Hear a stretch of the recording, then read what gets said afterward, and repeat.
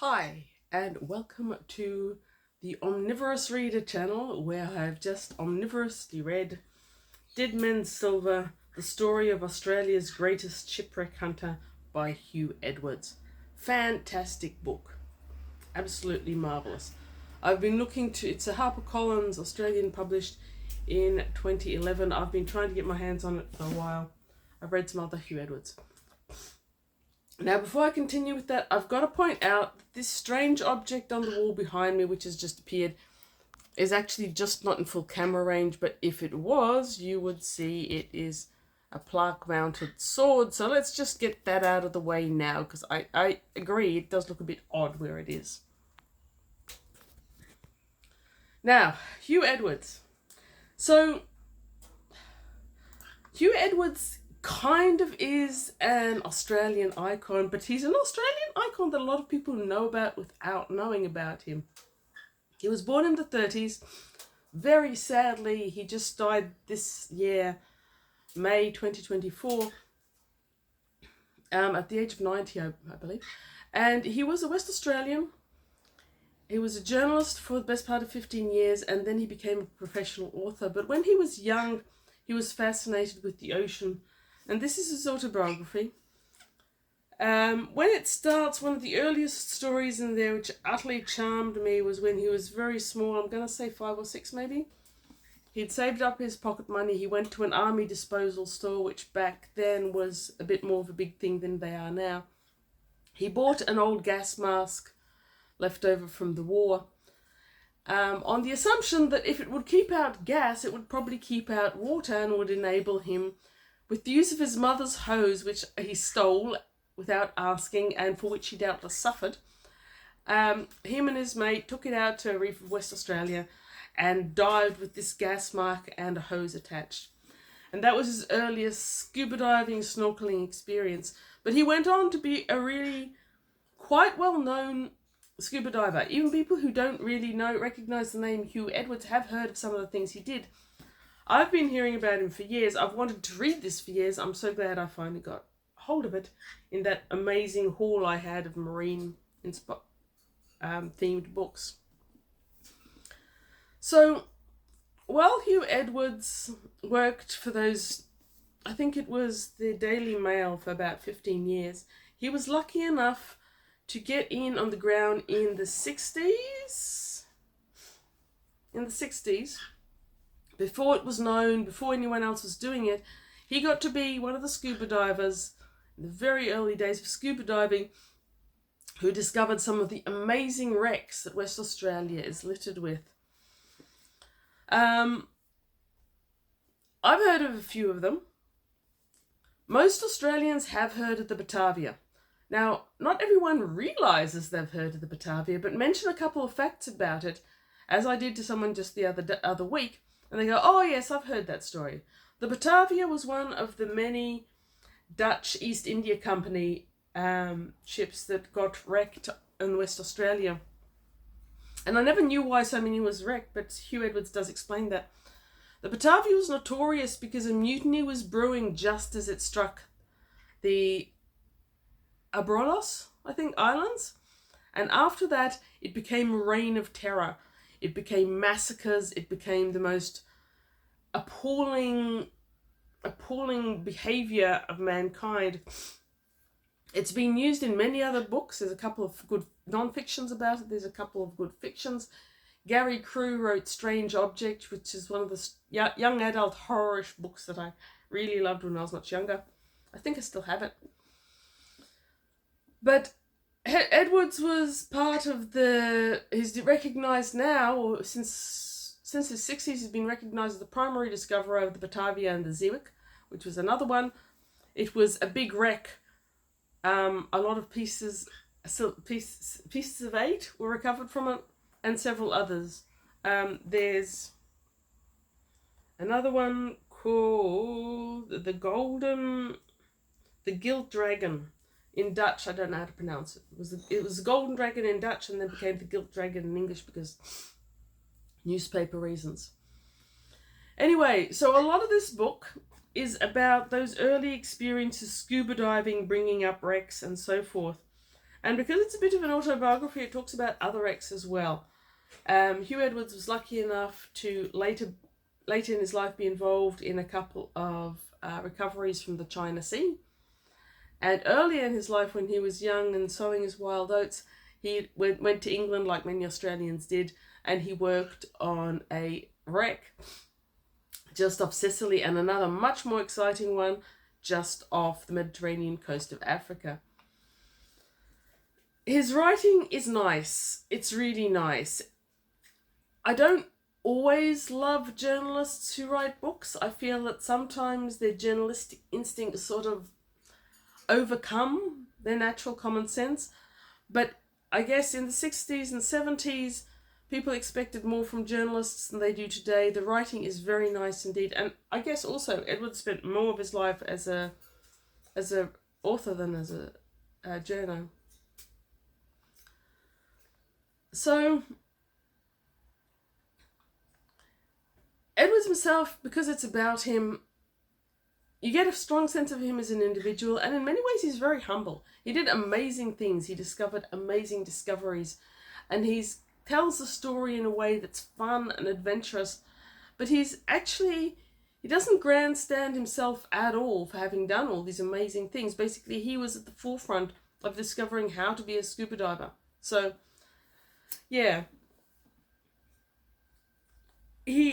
Something about his writing style that I very much liked is you've got the incidents of discovery, which is exciting in itself. Discovering a shipwreck where no one knows there's a shipwreck on an island that's being pounded by the surf that's just rolled across the entire Indian Ocean and slammed into the reefs.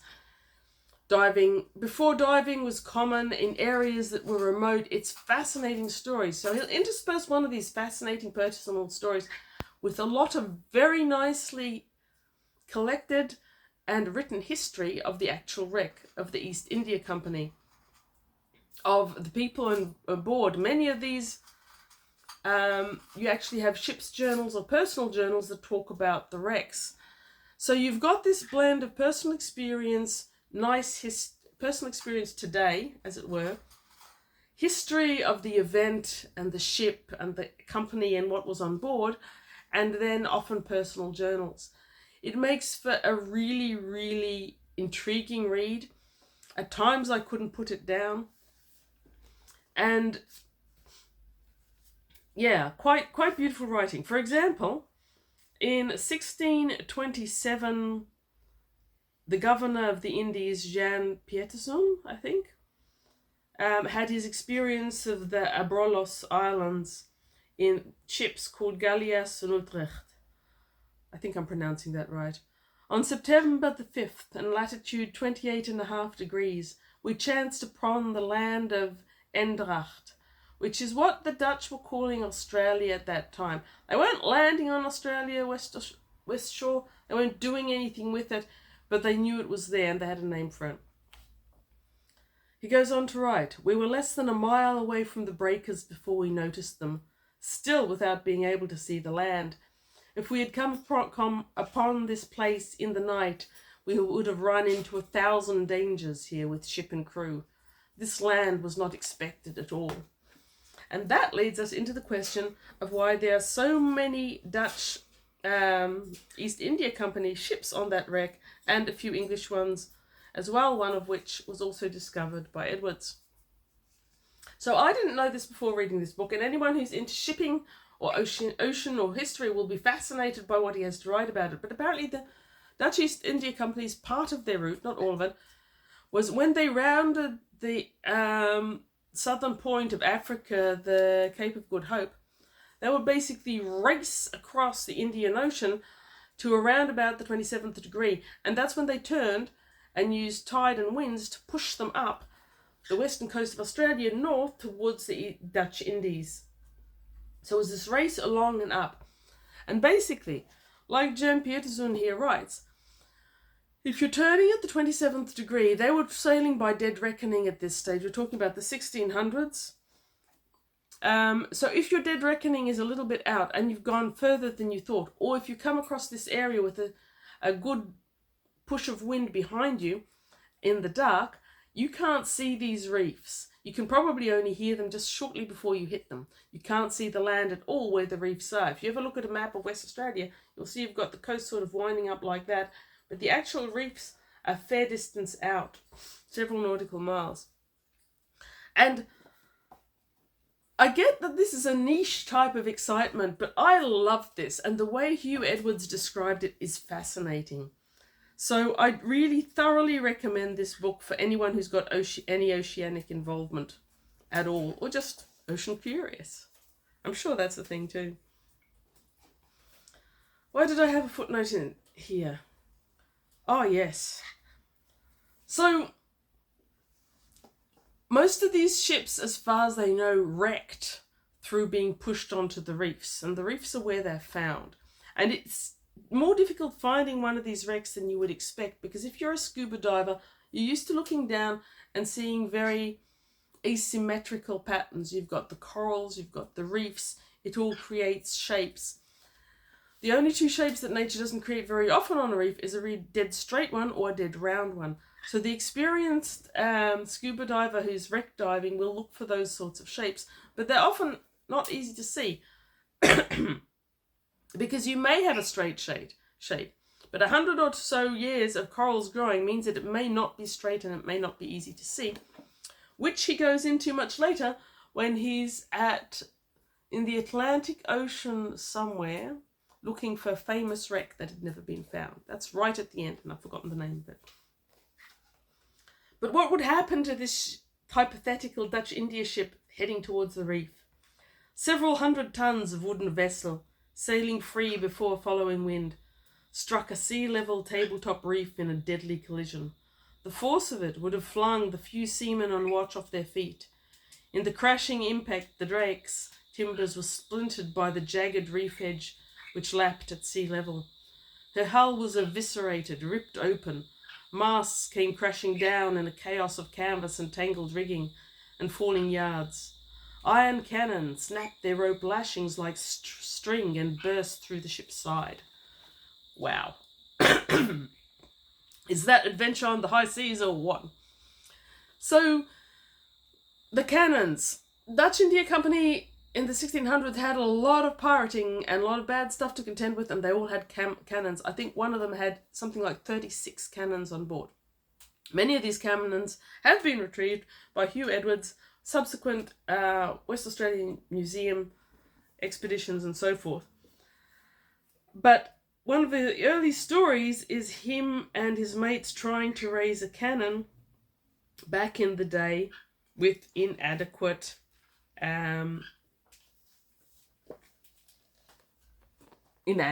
capacity. So I don't think these pictures are going to come out great, but there you go. They're trying to raise the cannon up the side of a ship. It didn't go well. Spoiler.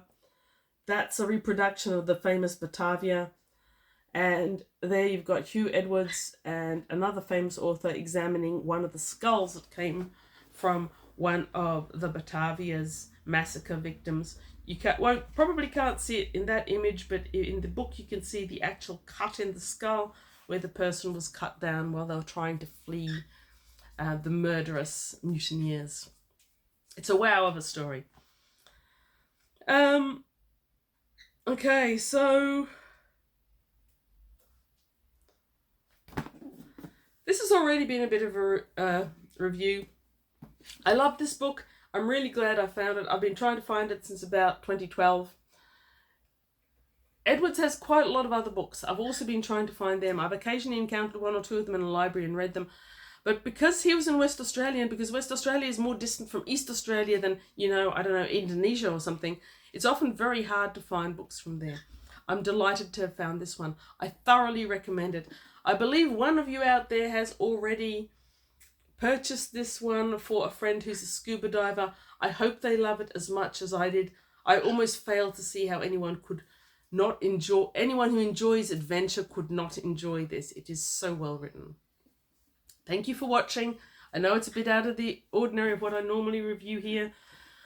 I'm planning on reading Dosai next by Gordon Dixon. So back to the science fiction roots. We'll see how I go with that one.